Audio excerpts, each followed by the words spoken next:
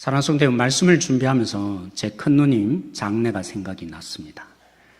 제 큰누님은 제가 한 20년 전인 것 같은데 제 큰누님의 장례를 치르면서 깨어졌던 저희 가족이 하나가 되었습니다. 왜냐하면 작은 누님이 단절을 했어요. 큰누님이 몇 번 찾아가서 너 그러면 안 된다 해도 이제 가족 아니라고 하면서 교류도 안 하고 그렇게 지냈는데 큰누님이 돌아가시니까 작은 누님이 안 왔을까요? 장례식에 왔어요.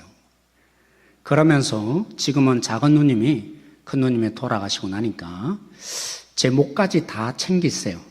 매주마다 어머니에게 음식 해서 하고 또 뭐 가족 대소사 있으면 저에게 먼저 연락하고 그죠? 이렇게 해보자 하는 그런 역할까지 하는. 그래서 제가 이렇게 표현하고 싶어요. 저희 큰누님의 장례를 통해서 제가 깨달은 바는 저희 큰누님은 우리 가족의 하나의 미랄이 되셨다. 더더욱 장례를 치르면서 이제 이렇게 제가 기도하게 되었습니다. 특별히 대표 기도할 때가 되면 제가 이 말을 꼭 놓거든요. 유가족들 속에 하나님이 주시는 메시지가 있습니다. 제가 그걸 깨닫더라고요. 장례 가운데 하나님이 위로만 하지 않고 그 가정에 주시는 메시지가 있더라고요. 그래서 하나님이 주시는 이 메시지를 평생 붙들게 해주세요 라고 했는데 몇 주 전이었죠? 2주 전에 장인어른 장례를 치르는데 오촌 당숙이라고 자기를 소개하셨습니다. 그리고는 쭉 설명을 하셨어요. 왜 그렇게 우시는지. 그리고 마지막까지 그 산소에까지 가셔서 또 이렇게 함께 하시는 모습을 보았는데 그러니까 3일 내내 장례식장을 안 떠나셨어요. 왜 그렇게 하셨냐. 그분은 중학교 때 대구로 오죠. 시골에 있다가 올라오셨어요. 자취생활을 했는데 아버님이 주말 되면 부르시는 거예요. 그리고 목욕시켜주고 이렇게 표현했어요. 그 당시에 커피가 어디 있냐고. 근데 처음으로 커피를 맛봤다고. 이렇게 표현하셨어요. 영화관에도 데려가시고. 또 제 아버님은 인문학을 굉장히 좋아하셨어요. 그리고 철학적인 관심이 있어서 과학 쪽에 일하셨는데 철학적인 관심이 많다 보니까 인문학이 중요하다는 거예요. 그래서 늘 주말이 되면 함께 하면서 인문학 전집을 그죠? 읽어 주었다는 거예요. 근데 그 한 분에게만 그런 자비를 베푼 게 아니라 친척의 여러 사람에게 자비를 베푸는 분이 제 아버님이셨더라고요. 사랑하는 성도 여러분, 제가 왜 이 두 분을 언급하느냐면 요셉을 얘기하기 위해서입니다. 누구를 얘기하고자 하고요? 요셉이요. 제 큰누님이 하나의 미랄이 되었는데 비교할 수 없어요. 요셉은 더 큰 하나의 미랄이 되었습니다. 왜 그렇습니까? 여러분, 야곱은 그의 아버지 이삭, 더 거슬러 올라가면 아브라함, 이스라엘을 왜 하나님이 부르셨어요? 열방을 복주기 위해서입니다. 이스라엘의 가장 큰 착각이 뭡니까? 우리는 선택된 민족. 그래서 선택에 우리도 잘못 적용하면 안 됩니다. 누구는 선택하고 누구는 안 선택했다. 그러려고 하나님 선택하신 것이 아닙니다. 하나님이 아브라함을 불러서 열방을 믿게 하시고 선교사가 되게 하시고 복 주시려고 합니다. 그런데 야곱이 어떻습니까? 완전히 정반대의 가정이 된 거예요. 여러분, 야곱이 남편으로서 레아와 라헬이 그 야곱의 사랑 한번 받아내려고 어떻게 했습니까?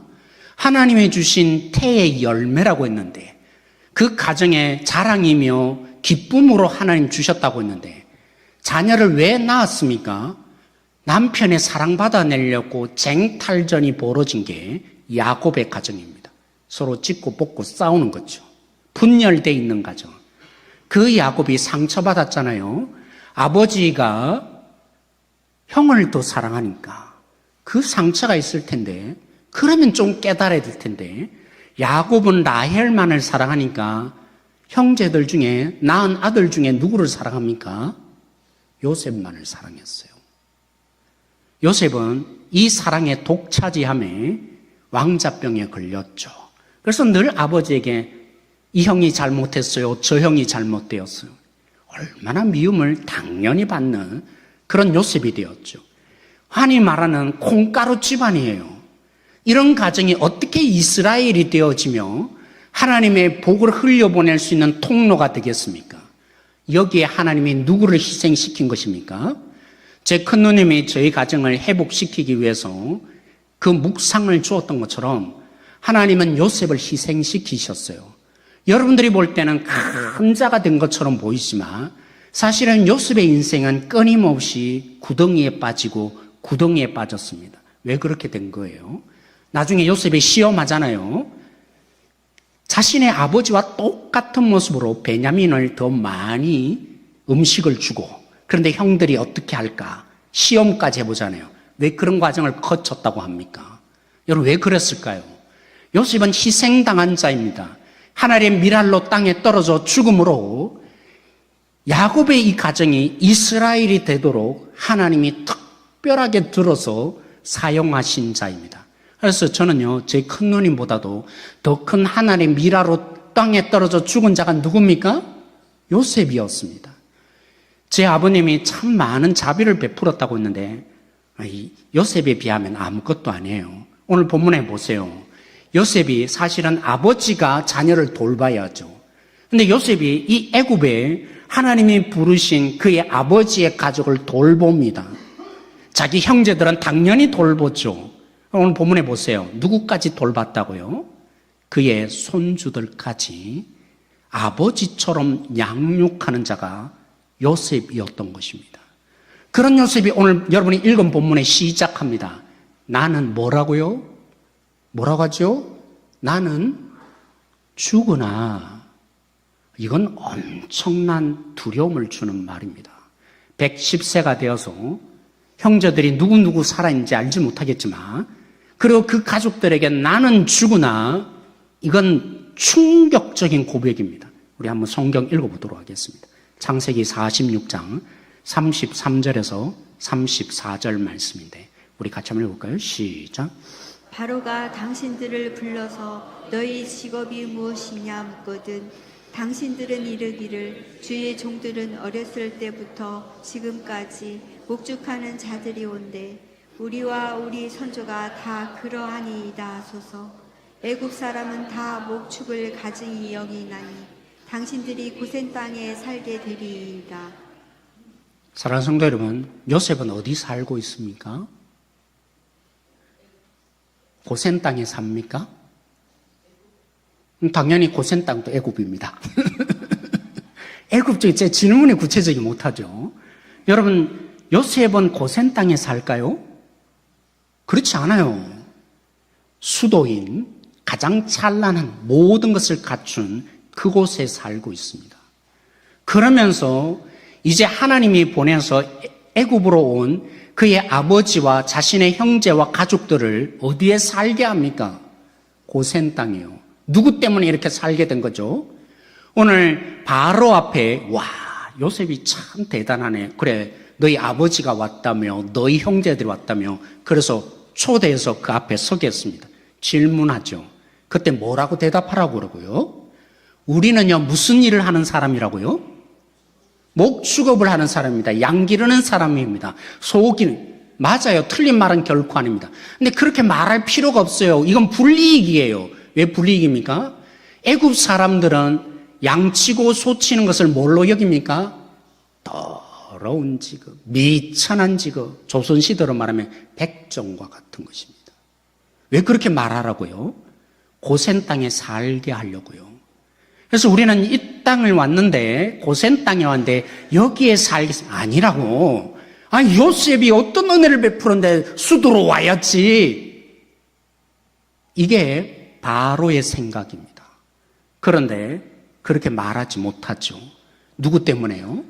요셉이 넣어준 지혜의 말을 따라 고센 땅에 살게 하고자 요셉이 일부러 우리는 목축업을 하는 자입니다. 아마 고센 땅에 살고자 했을 때 여기 왔습니다. 우리 여기 살게 해주실 때 바로의 마음이 어땠을까요? 기뻤을 것입니다. 우리와 함께 살아서 한 민족 되는 것보다 저 더러운 놈들은 저기 살아야 돼. 그래. 너무나 흔쾌히 고센 땅을 내어놓았습니다. 왜 그렇을까요? 왜 요셉은 이들을 불이익을 주게 하는 가증한 직업이라고 괜히 말해서 그들을 천하게 여기도록 만들 걸까요? 여러분 기억나십니까? 지난주 말씀. 아브라함이 공짜로 주겠다는 막벨라 굴을 공짜로 받지 않았습니다. 그리고 에브론이 값을 지불하는 그 가격이 엄청난 말도 안 되는 가격인데 왜 굳이 그 가격을 지불해서 그 막벨라 굴을 샀다고 했습니까? 하나님의 약속을 생각한 거죠. 하나님이 말씀하신 대로 4대 만에 가나안 땅에 다시 돌아오게 될 텐데 애굽에서 살다 보면 가나안 땅에 안 돌아가고 싶어요.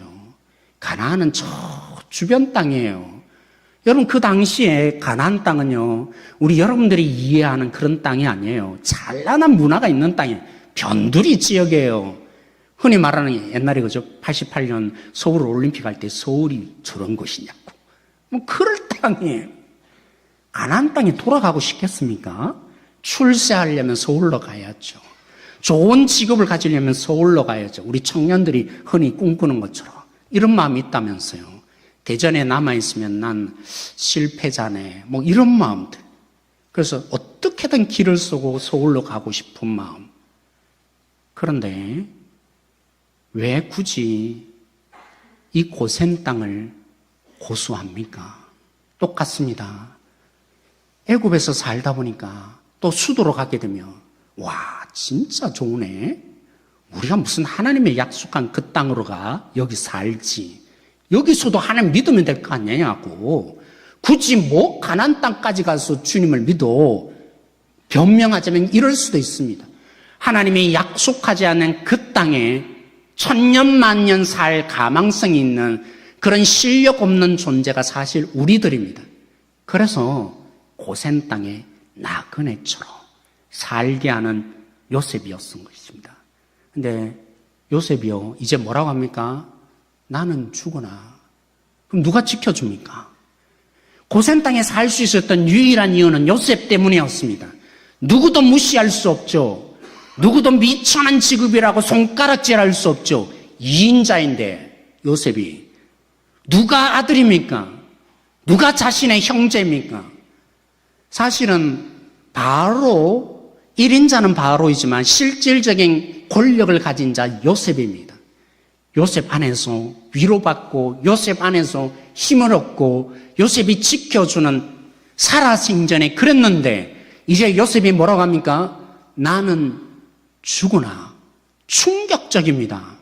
뭐 하려고 우리가 이런 말을 했지?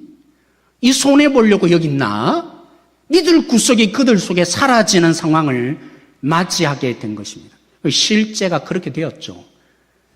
50장이 넘어간 바로 한 장, 출애굽기 1장에 이렇게 일부러 표현합니다. 요셉을 알지 못하는 와. 바로라는 말은요, 이름이 아닙니다. 그냥 직분, 왕을 부르는 뜻입니다. 새로운 왕조가 생겼는데 문제는 어디 있습니까? 요셉을 모른다는 것입니다. 요셉이 죽음으로 인해서 그들은 엄청난 공격을 당합니다. 가장 어렵고 가장 힘든 일만 해야 되는 노예 생활이 시작되었습니다. 부모가 가장 할 수 없는 일 뭡니까? 아들이 태어나면 나일 강물에 던져서 죽게 되는 그 고난을 실질적으로 당하는 일. 뭐함으로요? 요셉이 죽음으로 그들 속에 찾아온 현실입니다. 그런데 왜 요셉은 이런 현실을 모릅니까? 그랬던 것입니까? 요셉이 오늘 말합니다. 50장 24절 번역이 제가 아쉬워서 메시지 성경으로 제가 바꾸었습니다. 그냥 그대로 실었어요. 제가 한번 읽어볼게요. 마침내 요셉이 말했다. 나는 죽습니다. 하나님께서 반드시 여러분에게 찾아오시고 여러분을 이 땅에서 이끌어내셔서 아브라함과 이삭과 야곱에게 엄숙히 약속하신 땅으로 되돌아가게 하실 것입니다.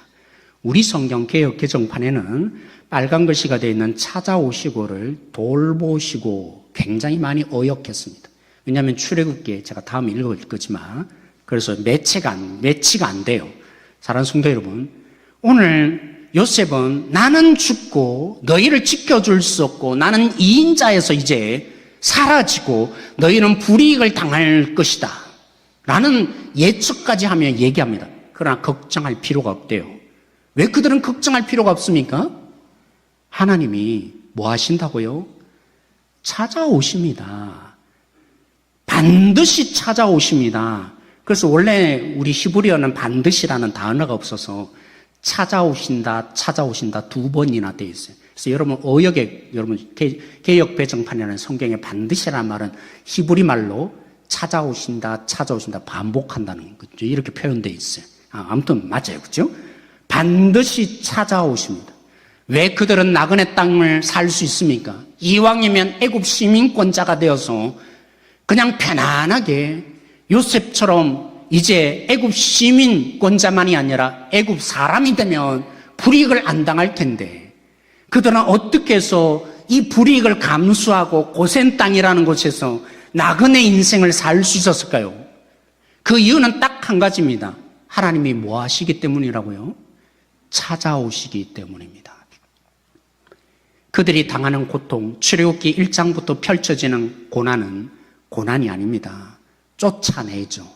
야, 애굽 땅에 있지 마. 하나님이 찾아오시면 그렇습니다. 심지어 우리가 당하는 고난, 불이익은요, 우리로 하여금 나그네로 살게 합니다. 이 땅이 전부인 것처럼, 이 땅의 영광을 다 누릴 수 있는 것처럼 노세 젊어서 노세, 그죠? 행복하고 즐겁고 평안하고 이 땅을 전부인 것처럼 사는 인생이 가면 갈수록 되는 것 같습니다. 그런데 고난은, 고행은, 눈물은 우리에게 깨닫게 합니다. 이 땅이 결코 전부가 아니라 여기에 전부를 투자하면 안 되는 거라고. 언젠가는 떠나야, 그걸 누가 실력으로 깨닫습니까? 하나님이 찾아온다는 것을 믿는 자만이 할 수 있습니다. 예수님을 믿어도요, 어떤 날은 교회 열심히 다녀도 어쩔 수 없습니다. 물질이 더 중요하고 내가 인정받는 것이 더 중요하고 우리는요 가만히 알고 보면 이 땅에 뿌리를 내리고 이 땅이 전부인 것처럼 살 때가 한두 번이 아닙니다. 이런 실력자가 어떻게 하나님의 나라를 추구하는 자로 바뀝니까? 아니 물질이 있어야 살죠. 맞아요. 건강해야 살죠. 맞아요. 한치도 틀린 말이 아닙니다. 그런 우리들이 먼저 그 나라와 그 일을 어떻게 구할 수 있습니까? 하나님이 찾아오심을 아는 자만이 먼저 그 나라와 그 일을 구할 실력자가 되는 것입니다. 그래서 25절에 다시 한번 표현합니다. 요셉이 한 번 말하지 않고 반드시 찾아오리니. 여러분, 성경에는 수많은 하나님의 찾아오심 습격의 사건을 다룹니다. 경수가 끊어졌던 사라가요 비웃어서 웃음이라는 뜻의 이삭을 지은 것은 당연했습니다. 아니 경수가 끊어졌는데 어떻게 아이를 낳습니까? 말도 안 되는 일이죠. 그게 어떻게 가능해요? 아이고 믿음이 그럼 그렇게 쉽게 표현 못합니다. 아무리 하나님 약속을 믿으라지만 내 몸은 아이를 못 낳을 상황이 되는데 어떻게 아이를 낳습니까? 어떻게 믿습니까? 그런 비웃는 사라에게 성경을 보세요. 똑같습니다. 찾아오시니 그 다음 해에 아이를 임신하게 되었더라. 그렇습니다. 불가능하며 일으킬 수 없는, 이건 절대로 안 돼. 패배주의자들이 어떻게 진짜 소망을 가집니까? 하나님이 찾아오시니까. 이건 안 된다고 했던 사건이 어떻게 가능해집니까? 하나님이 마치 오늘 경수가 끊어진 그죠 사라처럼 그런 몸이 날지라도 찾아오실 때 불가능이 가능케 되는 역사가 일어납니다. 야곱도 마찬가지였죠. 20년 만에 가나안 땅으로 되돌아왔던 야곱이 지금도 여전히 놓지 못합니다. 야곱의 전공 분야는 뭡니까? 꼼수입니다. 하나님은 중요하지 않습니다. 내가 그 하나님의 뜻을 이루며 복을 성취해내고자 하는 일을 지금도 여전히 붙잡아서 어떻게 합니까?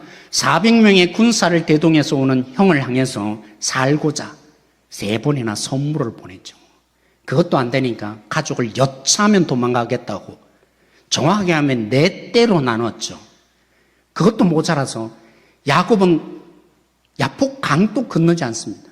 가족은 다 먼저 보내고는 그런 야곱에게 하나님이 습격하셨습니다. 찾아오셨습니다. 그리고는 야곱이 꼼짝 못하게 만드셨습니다. 여차하면 도망가려는 그 야곱에게 뭐 하셨어요? 허리뼈를 쳤어요. 어떻게 도망갑니까? 완전히 망했어요, 야곱은. 그런데 뭐라고 합니까? 내가 졌다. 너가 이겼다.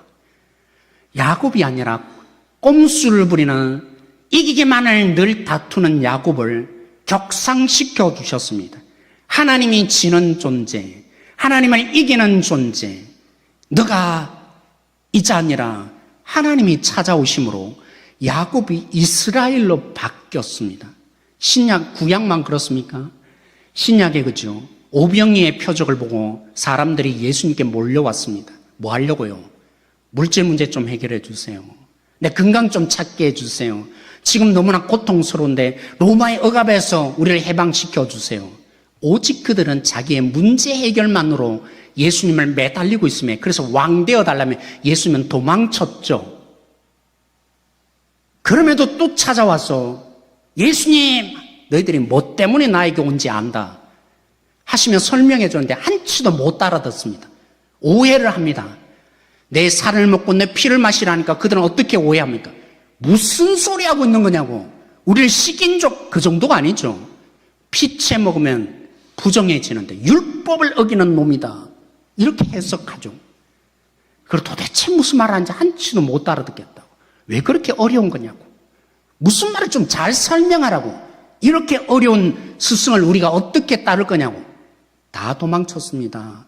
이제까지 예수님이 좋다고 따라왔던 그 많은 무리들이 예수님을 떠났습니다. 그래서 예수님 물으시죠. 제자들아, 12명의 제자. 심지어는 다른 제자들도 예수님을 떠났다고 요한복음 6장에 나타납니다. 어떻게 이해도 안 되는데, 무슨 설명인지도 모르겠는데, 어떻게 주님 따르냐고. 다른 선생 찾아가겠다고. 그렇게 제자들이 떠나가는 마지막 남은 12제자들에게 예수님은 묻습니다. 너희도 나를 떠나려느냐? 뭐라고 하죠, 베드로가? 영생의 말씀이 여기 있으니 우리가 누구에게 가리까? 어떻게 이 12제자는 다른 겁니까? 그들은 이해했던 것입니까? 여러분 알잖아요. 그들 제자들의 실력. 예수님의 십자가가 뭔지, 예수님의 영광이 뭔지 십자가에 죽을 때도 몰랐어요. 그런 12제자들이 어떻게 영생의 말씀이 여기 있다며 똑같이 이해 못하고 똑같이 오해한 그 제자들이 예수님 곁을 안 떠난지 아세요? 그날 밤이었습니다. 풍랑이 만나는 가운데 예수님을 찾아오셨습니다. 배를 띄워서 이 무리들과는 그냥 얻기 위해서 잘 되기 위해서 예수님을 똑같이 닮아서는 안 되니까 아예 분리시켜서 떠나보냈습니다. 제자들. 풍랑이 찾아왔죠. 제자들만 떠나는 그 배에 예수님이 찾아오셨습니다. 물리로 걸어서 찾아오셨습니다. 예수님의 찾아오심을 경험하니까 이해 못해도 괜찮습니다. 오해해도 괜찮습니다. 예수님의 찾아오심을 경험한 그 제자들의 실력이 뭡니까? 그들의 믿음이 강해서가 아니라 찾아오시는 주님 때문에 그들은 고백합니다. 영생의 말씀이 여기 있으니 우리가 누구를 떠나리오 합니다. 사랑하는 성도 여러분, 그렇습니다. 조금 전에도 말씀드린 것처럼 아브라함 가정만 불임의 가정이 아닙니다. 우리도 수많은 이해되지 않고 때로는 납득이 안 가는 문제들을 수없이 경험합니다. 인생 가운데. 이건 안 되는 거야. 이게 어떻게 가능하겠어? 그건 성경에나 기록된 사건이지. 내 안에는 일어날 수 없어. 하나님 무슨 신화에 불구하지. 라고 생각될 정도로 하나님의 말씀이 믿어지지 않는 절망이 우리 가운데 종종 찾아올 때가 있습니다. 괜찮습니다. 그런 우리 인생에 주님 찾아오시면 됩니다. 꼼수를 부리고 여전히 육신을 따라 살아가는 야곱, 하나님의 뜻이 뭔지 큰 자가 작은 자를 섬기라는 이 말씀의 원리를 한치도 적용 못하는 야곱이어도 괜찮습니다. 우리도 때론 그렇습니다.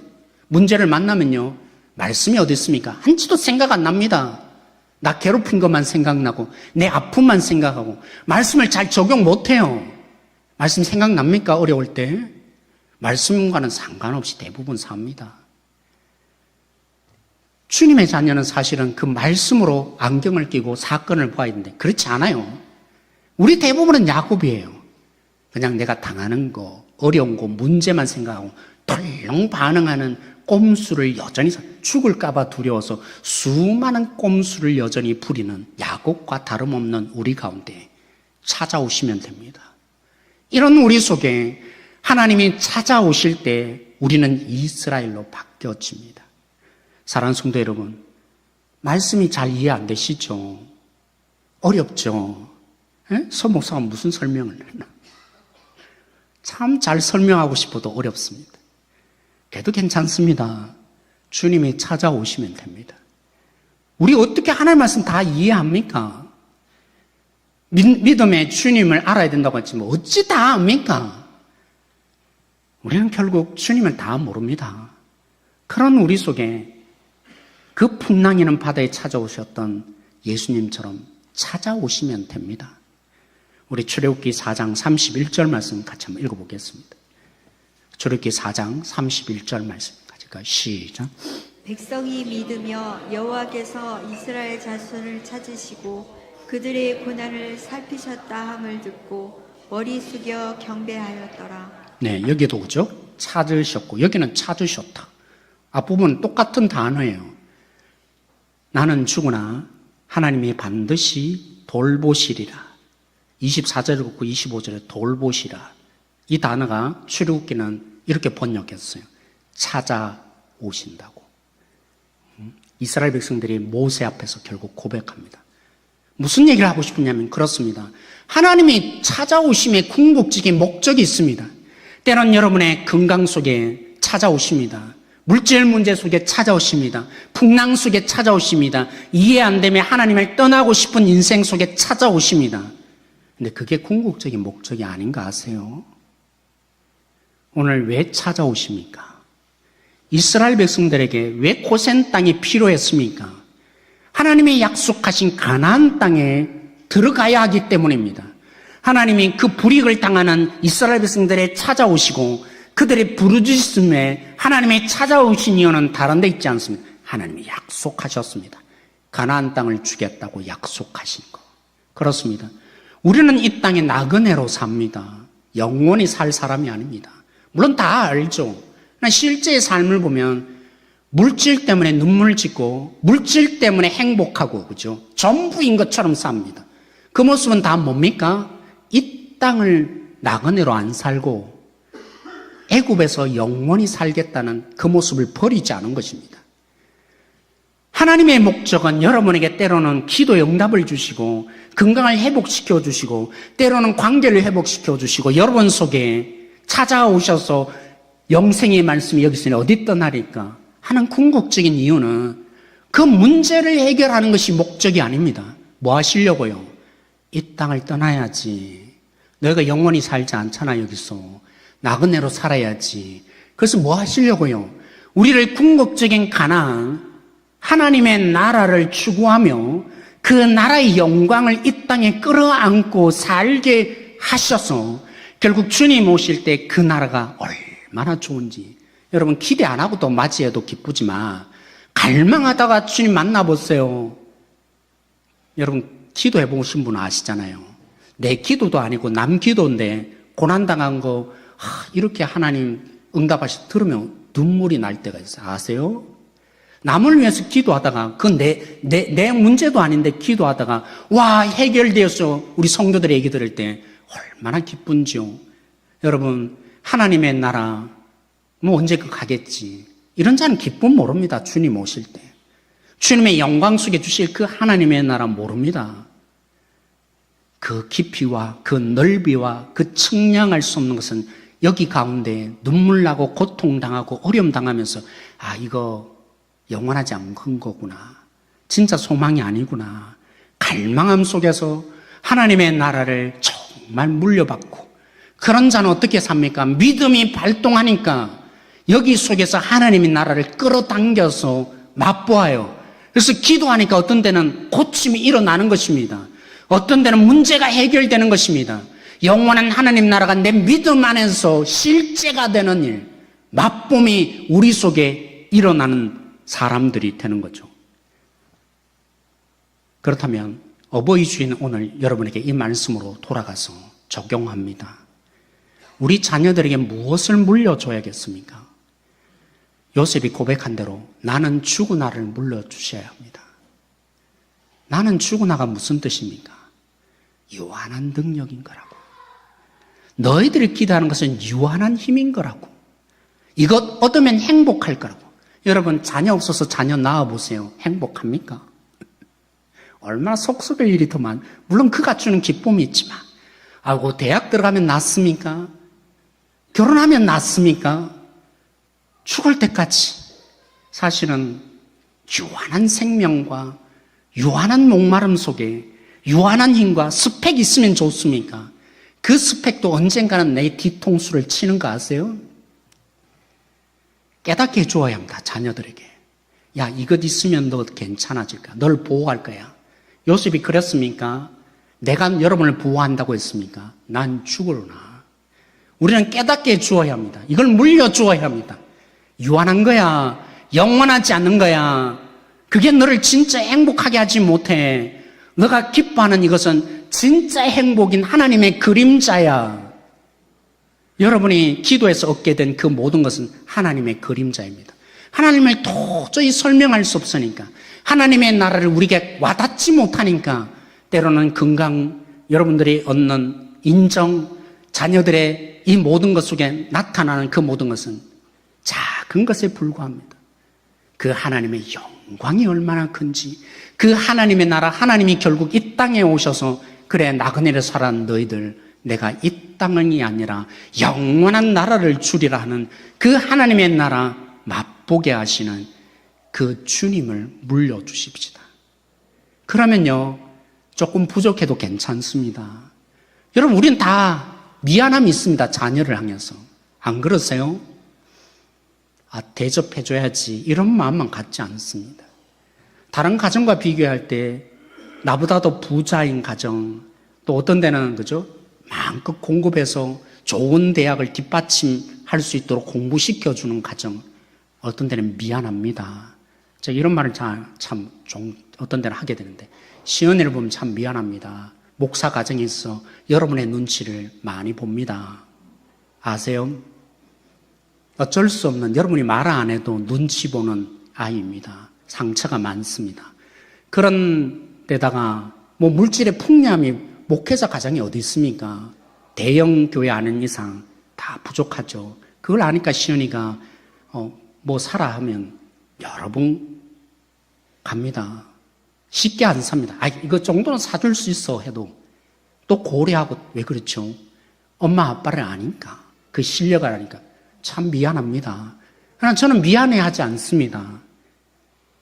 하나님이 영원하다는 것을 시연이가 알고 있기만 하다면, 나는 약하지만 나는 죽으나 하나님이 찾아오신다는 것을 알게만 할 수 있다면, 그런 믿음의 유산을 물려준다면 미안한 게 아닙니다. 오히려 그의 부족함, 그의 연약함을 통해서 그치, 하나님을 다가서야지, 하나님을 초대해야지, 하나님 저 방문해 주세요, 이런 인생을 살아야지 할 수 있는 기회를 더 제공할 수 있는 것 아닐까요?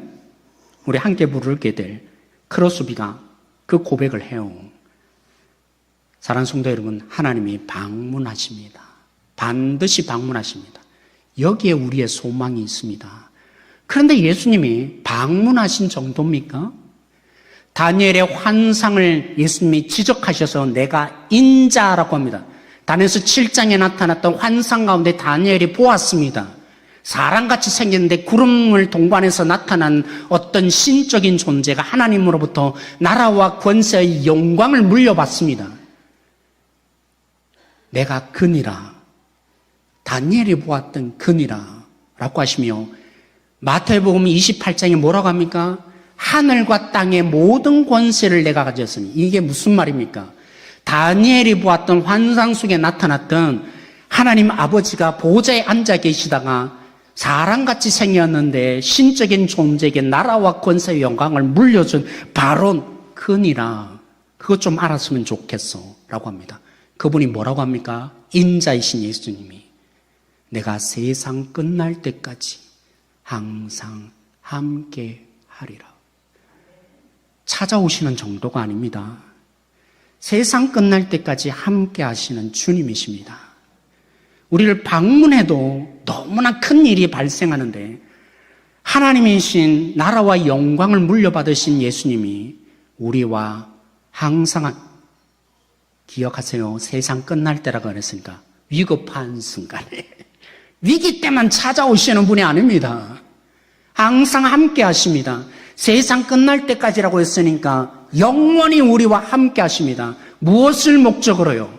하나님의 나라 주겠다고 한 그 약속을 이루고자 하나님의 권세의 영광을 사용해서 여러분들이 나그네로 살 때까지, 하나님의 영광을 붙잡고 살 때까지 하나님은 떠나지 않으실 것입니다. 여기에 우리의 소망이 있습니다. 여기 우리 교회의 소망이 있습니다. 우리가 어른으로서 우리 다음 세대에, 그죠? 뭘 물려줘야겠습니까? 소망은 옛날에 이렇게 살던 데가 소망 아니야. 그래, 약해지는 것 같지, 보잘것없는 것 같지, 하나님 찾아오셔. 아니죠. 하나님이 함께 하실 거야. 하나님을 함께 하심에 무릎 꿇고 주님 나와도 함께 해주세요. 그런 자녀만 될 수 있다면 소망인 것입니다. 그런 믿음을 점검하고 우리 자녀들에게 주님이 계시다고, 너 절망이냐, 너 어려우냐, 주님을 붙잡자고, 그런 성도들이 되어주십니다. 오늘 제가 마지막 말합니다. 크로스비가 우리 함께 부를 435장, 어릴 때부터 시각장애인이 되었습니다. 그는 불행이라 여기지 않았습니다. 하나님께 더 가까이 가는 계기로 여겼습니다. 힘들고 어려우니까 하나님을 더 붙잡잖아요. 어느 날 생활비조차 없는 삶이 그에게 찾아왔습니다. 부러지셨죠? 하나님, 먹을 것도 없네요. 근데 전혀 예상하지 못하는 도움의 손길을 잊고 하나님께 가까이 가는 은혜를 고백했던 크로스비가 이렇게 말합니다. 주님은 끝까지 나를 인도하시네. 뭐라고요? 주님은 끝까지 나를 인도하시네. 그래서 지은 찬송이 뭐라고요? 435장이었습니다.